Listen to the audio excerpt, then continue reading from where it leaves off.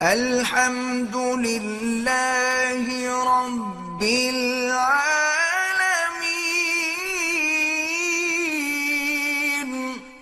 भाई मोटरसाइकिल पे लिफ्ट देना कैसा है? कह रहे बाज दफा लिफ्ट देने वाला मुश्किल का शिकार हो जाता है। बिल्कुल हो जाता है। लिफ्ट दिया करे सोच समझ के।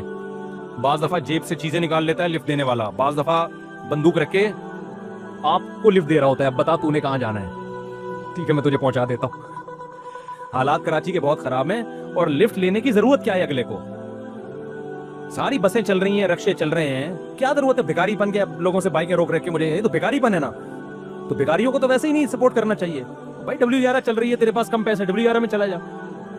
अगर तेरे पास पैसे ही नहीं है, कुछ भी नहीं बचा है, तो फिर पैसे दे दो उसको। अगर वाकई कोई बेचारा, अव्वल तो इसमें भी बड़े फ्रॉड होते हैं।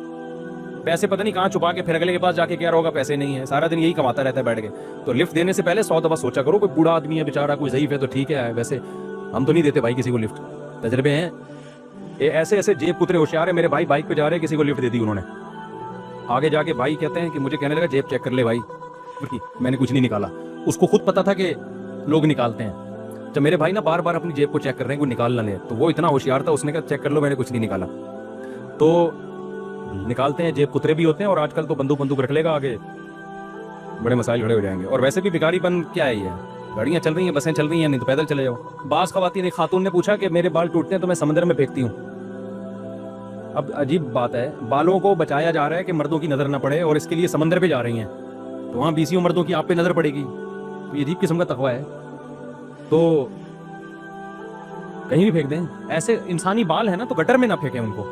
कि इंसान की बाहर एक ताजीम है, इंसान के जिस्म से निकले हुए नाखून वगैरह, ये सब चीज़ों को गटर में नहीं फेंकना चाहिए। मिट्टी के नीचे क्यारी में दबा दें, उसकी विरासत में से अदा किया जाएगा। किसी पे भी कोई कर्जा होता है ना, जब वो मर जाए तो उसके वारिसों पे वो कर्जा नहीं होता। उसने विरासत में माल छोड़ा है तो कर्जा अदा होगा, नहीं छोड़ा तो गया बस। आखिरत में कर्जदार जाने और वो जाने, वो खुद ही भुगतेंगे। समझते हो? आपके अब्बा 1 करोड़ रुपए लेके दुनिया से तशरीफ ले गए, अल्लाह ना करे, उसके बाद उनकी विरासत में 1 करोड़ है तो कर्जा अदा करो, नहीं है तो फिर आपके जिम्मे नहीं है। दे दोगे तो अच्छी बात है, लेकिन जिम्मे में नहीं है। तो भाई का भी ऐसा ही है। मेरा सवाल ये है कि मुझे नमाज के दौरान दुनियावी वसवसे आते हैं, मैं इनसे बहुत परेशान हूँ। मुझे कोई ऐसा वजीफा बता दें जिनसे वसवसे ना आए। ये वसवसे वजीफों से खत्म नहीं होते। इनका हल ये है कि इनको आने दें और इन पे परेशान होना बंद कर दें। आ रहे हैं, आने दें। आपने वो काम करना है जो अल्लाह ने आपके जिम्मे लगाया। आप जाओ, जल्दी जल्दी वजू करके आओ, नमाज जल्दी जल्दी स्पीड के साथ। वसवसे का मरीज स्पीड से नमाज पढ़े, क्योंकि अगर तमीज से शुरू करती है ना, वो बहुत लंबी तमीज, उसकी तमीज बहुत खतरनाक होती है। वो जोहर में शुरू करेगा, ईशा में जाके सलाम फेरेगा वो। तो जल्दी जल्दी स्पीड से नमाज पढ़ें और जो आ रहे हैं आने दें। उनको ना भगाएं ना लाएं। इसका यही इलाज है और कोई इलाज नहीं है। ये वजीफों से बढ़ेंगे, कम नहीं होंगे।